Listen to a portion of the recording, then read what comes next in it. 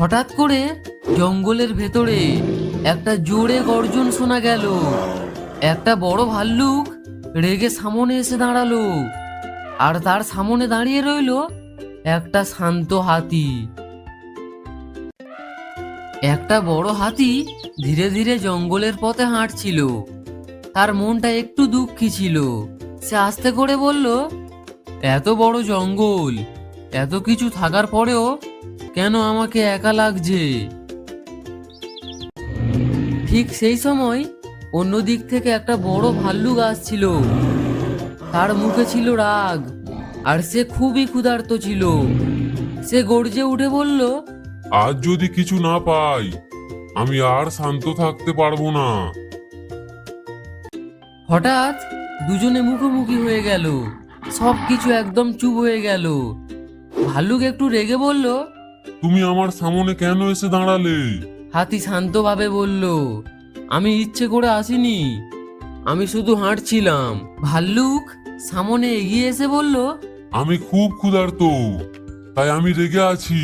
হাতি শান্ত গলায় বলল, রাগ করলে কোনো সমস্যার সমাধান হয় না, তুমি একটু শান্ত হও।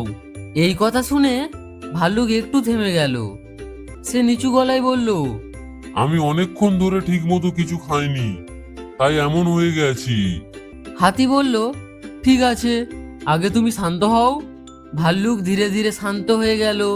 তারপর সে আস্তে করে বলল, তুমি আমাকে ভয় পাওনি কেন?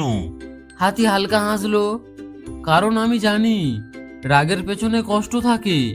ভাল্লুক কিছুক্ষণ চুপ রইল, তারপর বলল, আমি ভুল করেছি, আমি শুধু রাগের কারণে ঠিকভাবে ভাবতে পারিনি।